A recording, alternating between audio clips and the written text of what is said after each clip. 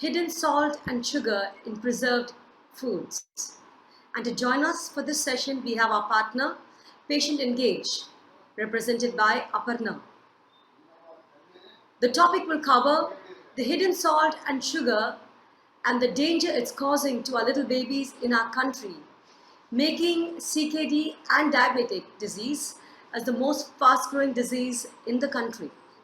So welcome everyone to this session today on a very critical topic, which is around salt, sugar, and ultra-processed foods and its effect on pediatric health, specifically around kidney disease.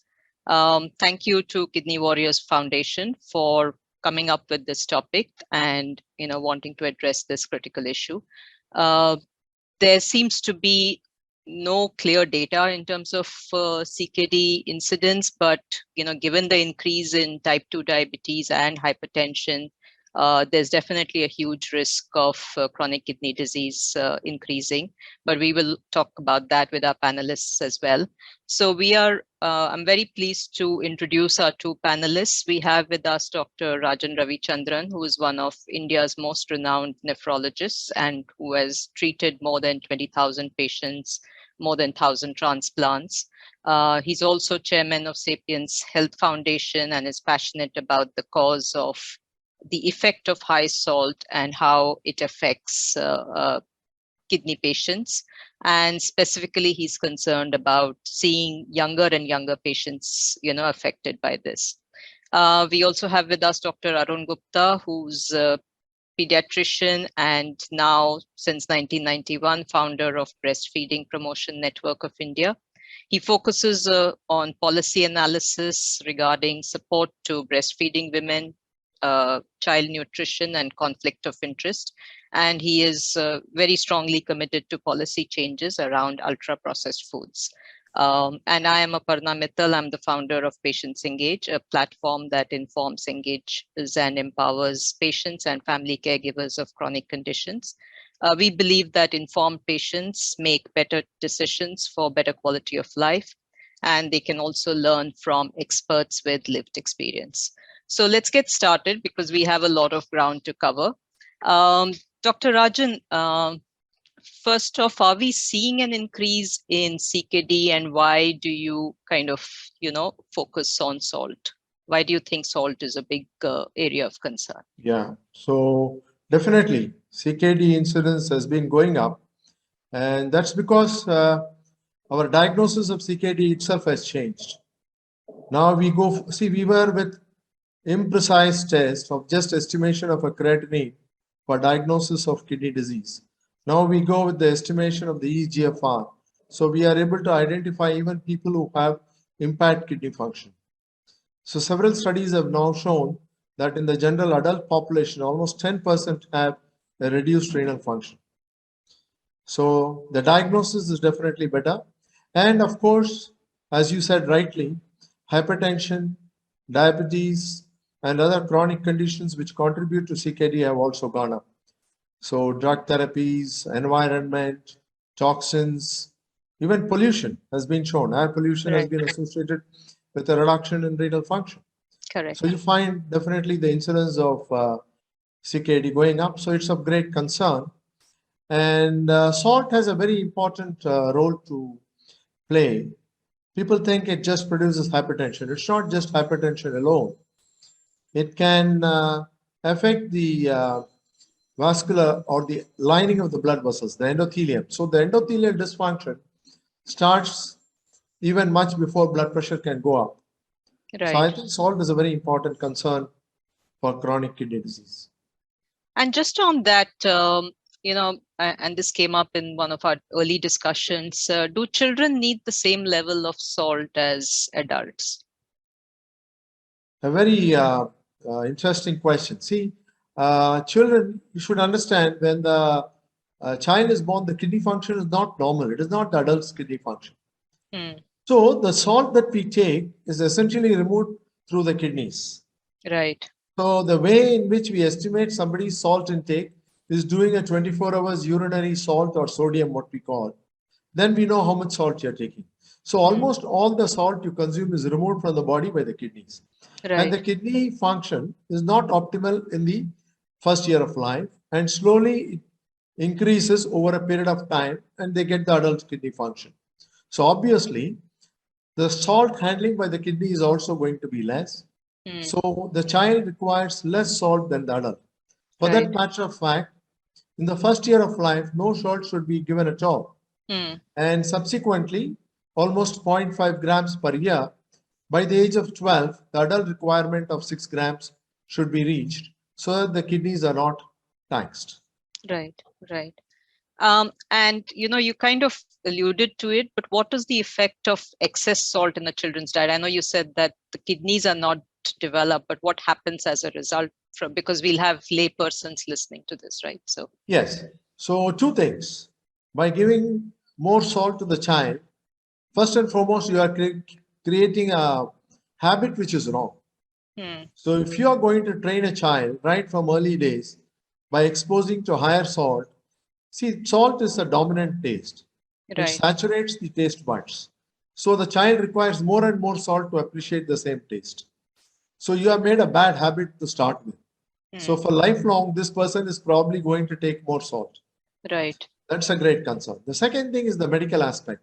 Now, medical aspects, of course, everybody knows the relationship of salt to blood pressure.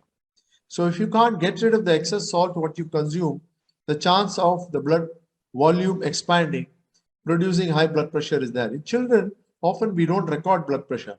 Studies are clear, studies are not there as to the relationship between salt and blood pressure in children. But many people don't know what is the normal blood pressure also in children. Correct. So they miss it. They think, the lay person thinks 120/80 is normal for a child also, which is Right. wrong. For a child, it could be as low as 80/60. So it could be much lower. We don't routinely measure blood pressure in the child. The other possible effects are you can affect the growth. See, when more salt is lost in the urine, it takes the calcium with it.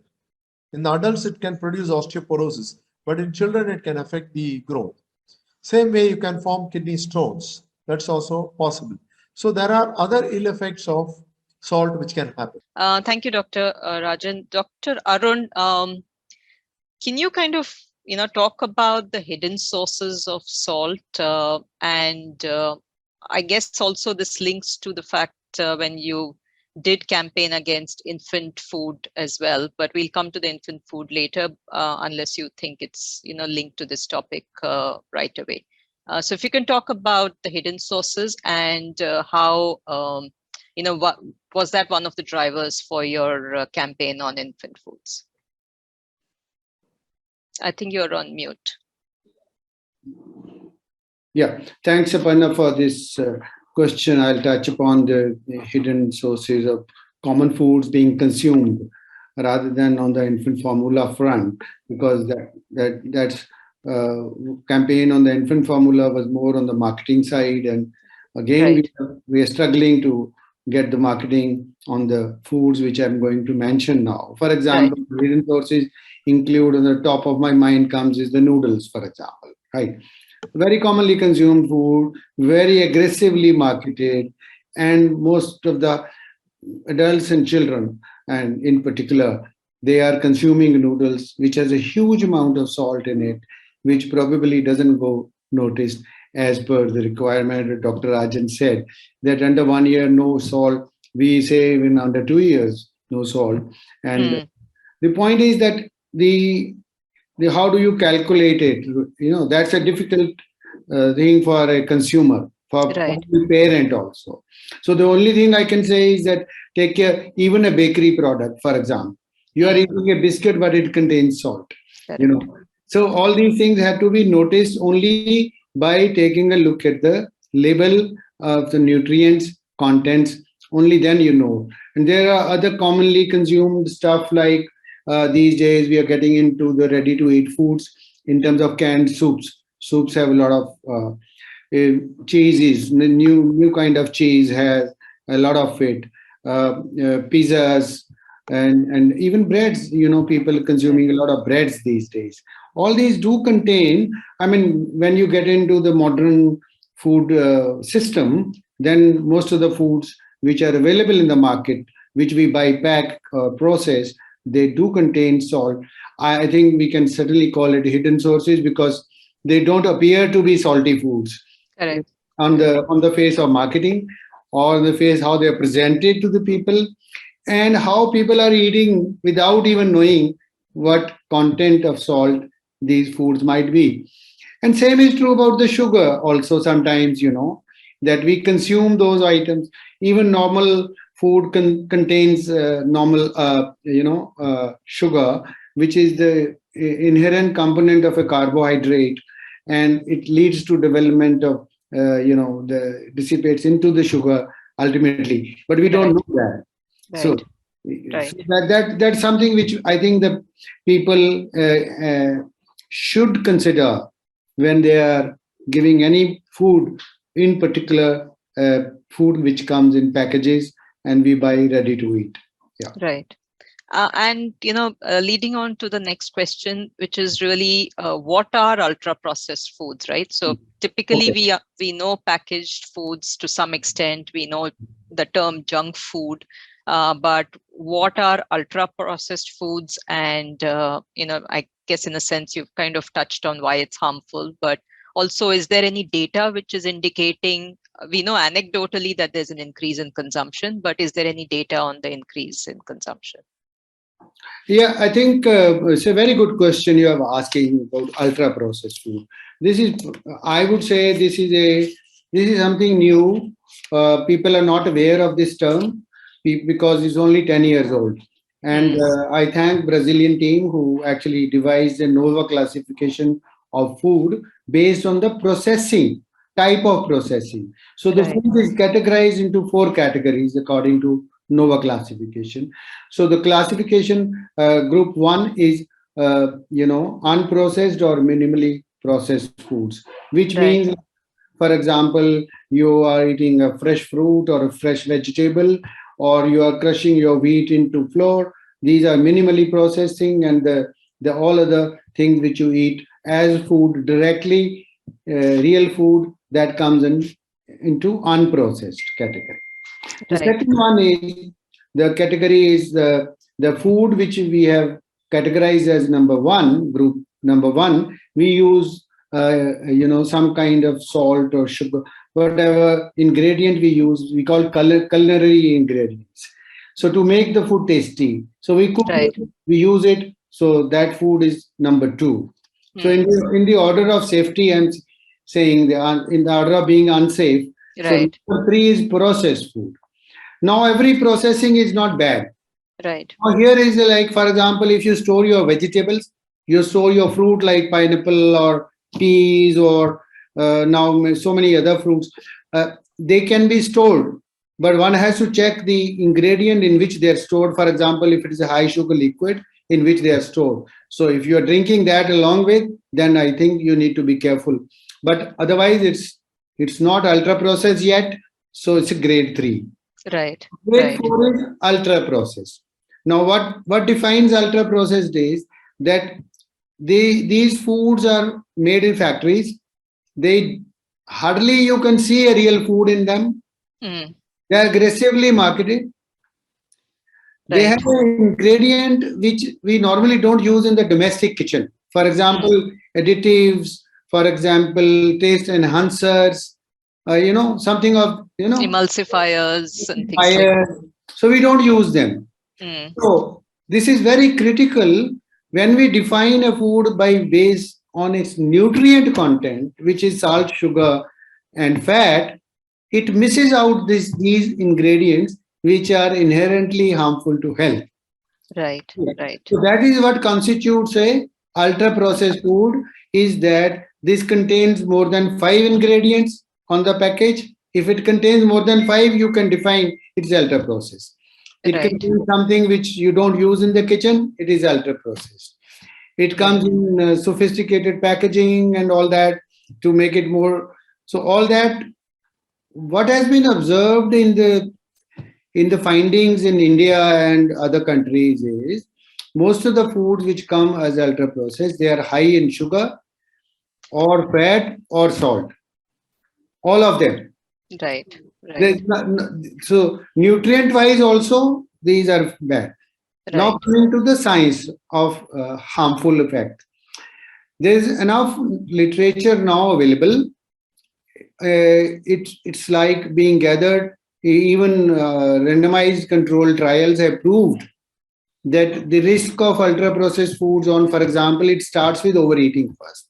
So the first control trial tells us that in a 15 days time, the both the groups, which one group was eating unprocessed, the other was eating the ultra processed foods. So the ultra processed group gained 900 grams. They In were 15 eating days. in 15 days. They were eating ad libitum, right? Right. So Right. the point is this, that overconsumption, obesity, then diabetes, then diseases like the cardiac problems, frailty, and the even some allergic and asthmatic issues in children. So there, Right. every week I find a new paper coming up. Sometimes more than 2 or 3 papers on Right. the risks of ultra processed foods, from long term studies in France, from long term studies in US, Brazil, Australia, and there are now 8 or 9 systemic reviews now available, which show us that there must be some degree of policy which must address this harmful impact of ultra processed foods. Yeah. Right. Thank you. Thank you, Dr. Arun. Dr. Rajan, if you were also talking of some of the global initiatives which have been fairly successful in terms of reducing salt intake, would you like to kind of share? And what were the drivers for those initiatives? So, in about 64 countries in the world, either there is a voluntary or a legislation to control the salt intake or the food labeling. Right. And one of the important foundations is the World Action on Salt and Health, started by Professor Graham McGregor from the UK in 2005. Right. In our own foundation, Sapiens Health Foundation, we started in 2009. And so there have been campaigns first to create an awareness amongst people, the importance of salt intake and chronic diseases. Right. And subsequently, of course, is to promote healthy way of controlling the salt intake and look at food labels to know what you're eating, how much salt are you eating.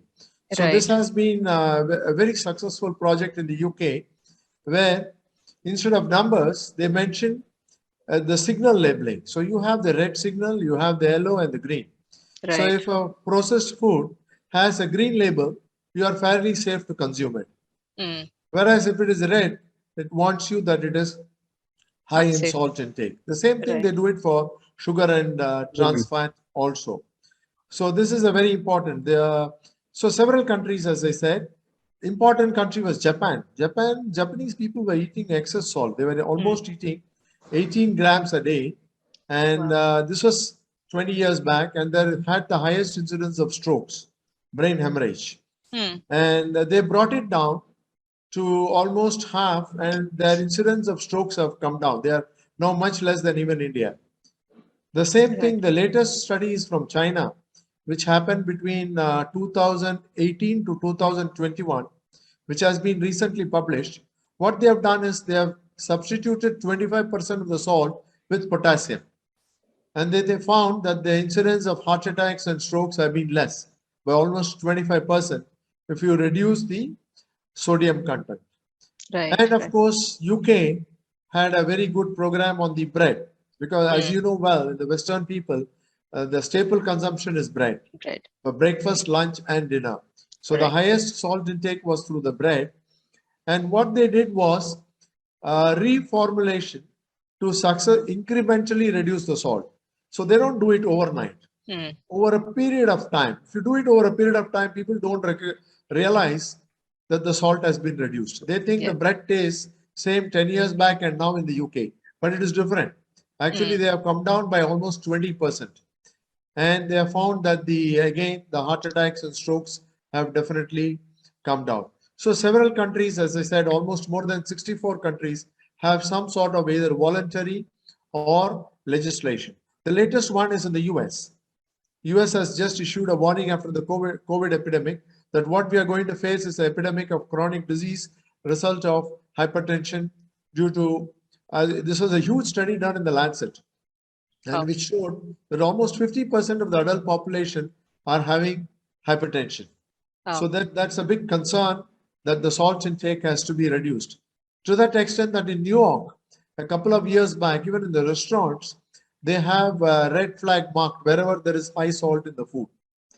And of course, most important in these countries, especially in the US now, children food, whether it's school or everywhere, the salt has to be regulated, not just salt, sugar and trans fat. So there are clear-cut guidelines where they have to reduce. And they write to the manufacturers. Even our own foundation, we wrote to 300 manufacturers requesting them to reduce the salt content over a period of time.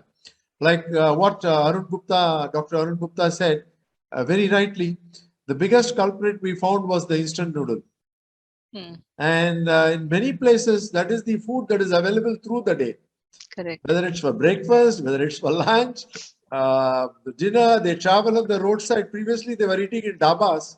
Now they have stopped eating in dabas and they're consuming instant noodles. Or the dhabas are selling instant noodles. Yeah, instant noodles, absolutely. So fortunately, we wrote to 300 food manufacturers, and the instant noodle manufacturer, one of the largest manufacturer in the country, responded to us, and they have brought it down by about 10% the sodium content. So I think it's only more effort that we have to put in and make people more aware. Yes.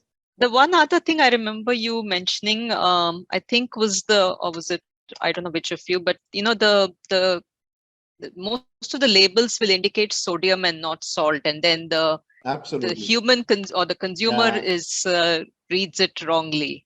Absolutely. This is again a confusion. See, for a layman, he can't differentiate sodium from salt.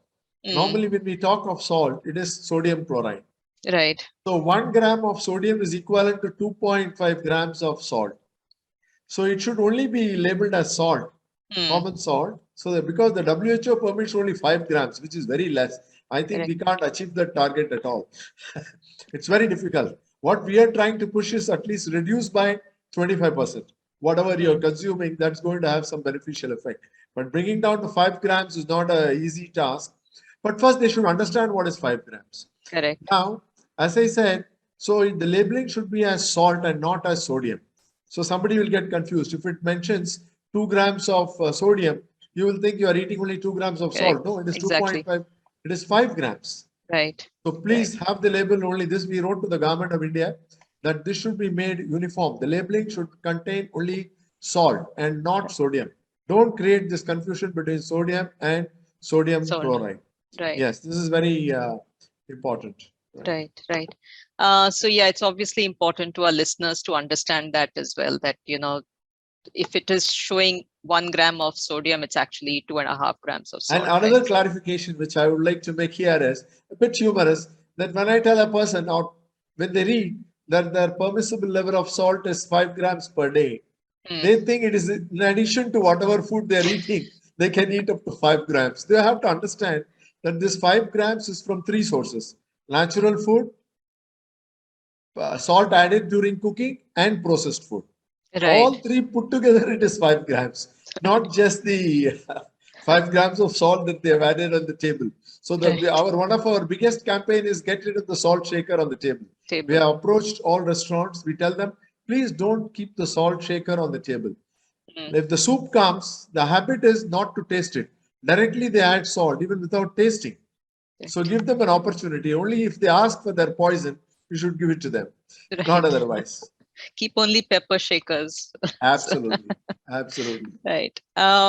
So Dr. Arun Gupta, your organization has focused and continues to focus on policy changes. What do you think, should be the focus in terms of policy change?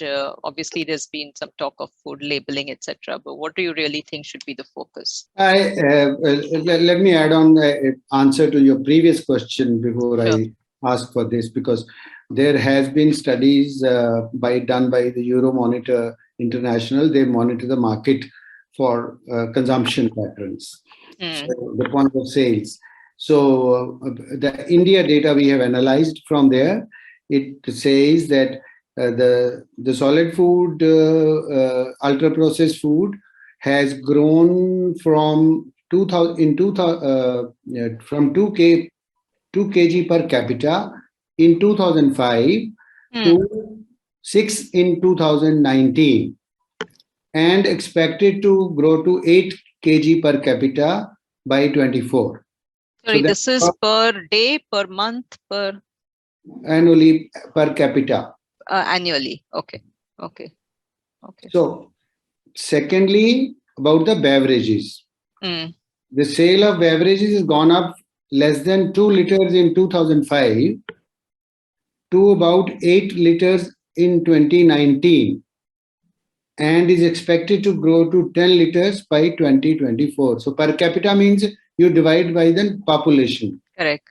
Total population. So whether maybe half of them don't eat it, but correct, it's an average of per person consuming. So that's a concerning thing. Of course, we are not there as US or UK. More than 50% consumption is ultra processed food, which has in some countries are at 20%, in some countries are at 25%.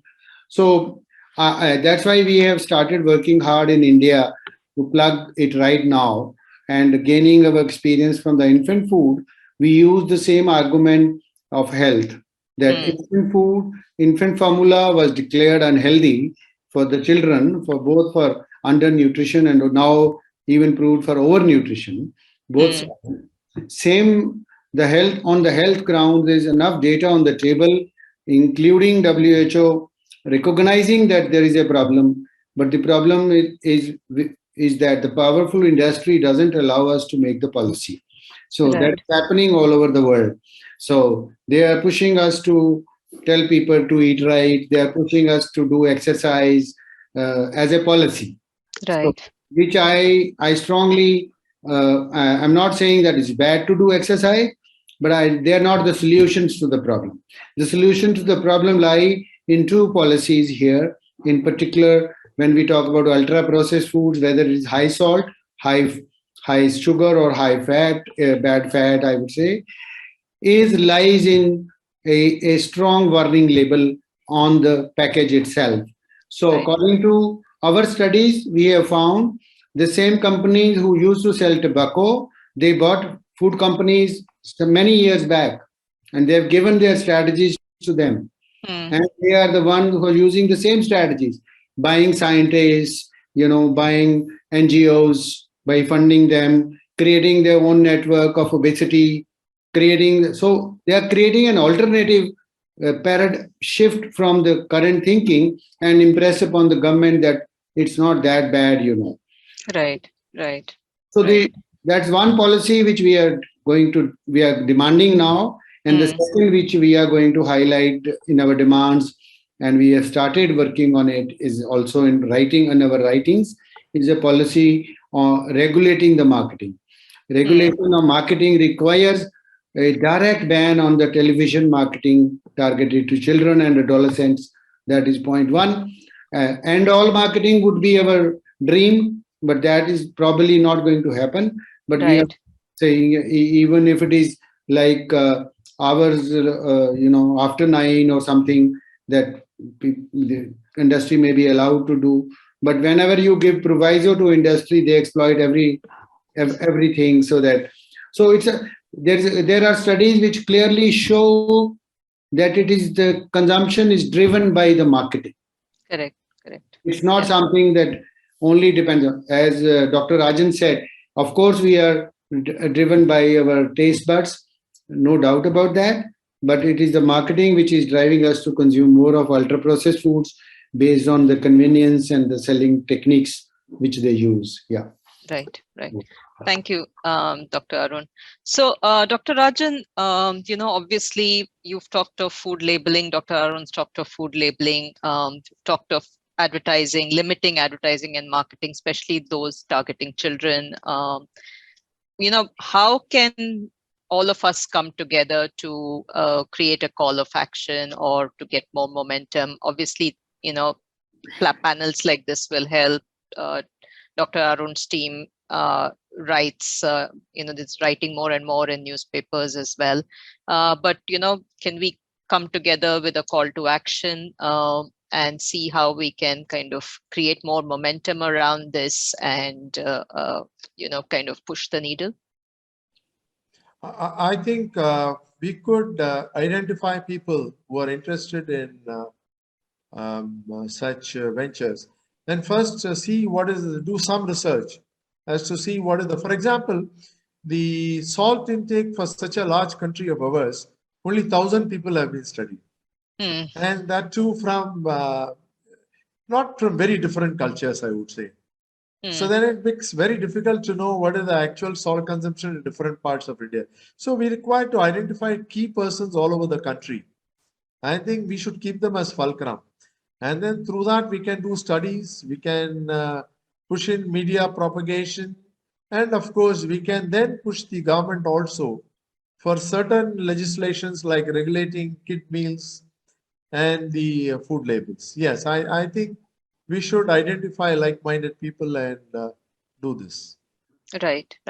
Thank you, Dr. Rajan. Dr. Arun, anything that how do you think this panel and the fact that Kidney Warriors addresses a large population of kidney patients and, they themselves are passionate about this topic, how can we all come together to support this, support what you're doing? Yeah. No, one of the areas which this question we discussed in a couple of meetings we had with the academy in the country as well as the people who are working on nutrition and health in public health area, and also highlighting the areas of conflicts of interest.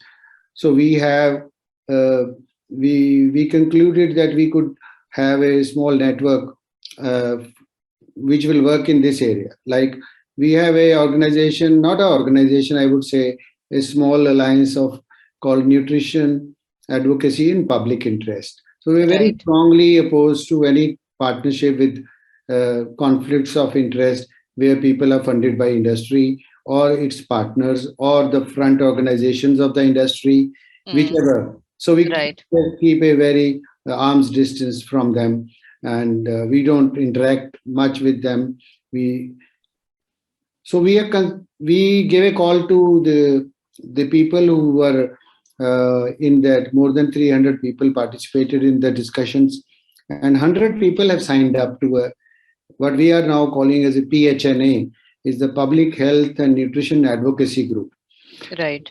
We are now studying their interests, into which areas they are interested in. For example, somebody is interested in sugar policy, somebody is interested in conflicts of interest. So we are trying to frame that group into more formal group for advocacy, to sign off campaigns, to sign off letters to the Prime Minister's office or Health Minister's office, something like that.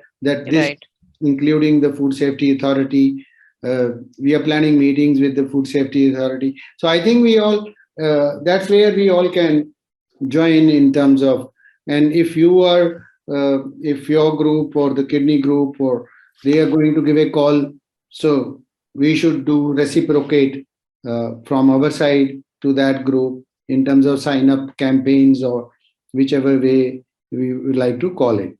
Right. So there are people are yet not calling upon. The current focus in our groups, which I have observed, is on front of pack labeling, and a lot of institutional demand, like AIMS as an institution, the All India Institute of Medicine from several states, like on 15th there is one from Jharkhand, and I've seen many of them. I've not been able to attend all, but many of them, they are giving calls.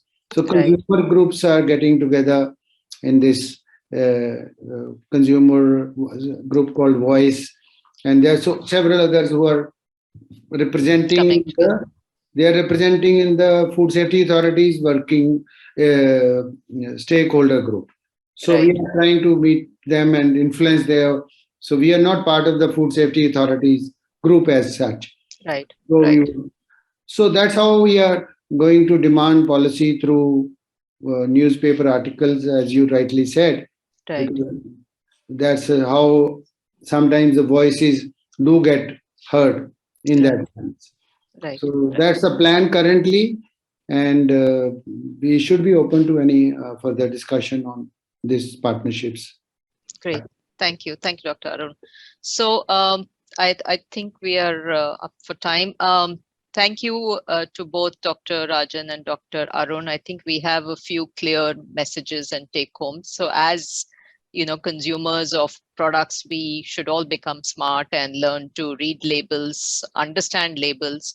We should all be demanding better labeling from all providers, right? And one is the packaged foods, even the home delivery of products now, even like your Swiggies, etc. Right? You need to start demanding that what exactly is in that as well. And I think whatever we can do to increase the momentum and the voices around calling for more research, calling for public awareness, as well as labeling and marketing restrictions, I think is all going to be in our own interest. So thank you once again, Dr. Rajan and Dr. Arun, for your time. And thank you, Kidney Warriors, for facilitating and coming up with this topic as well.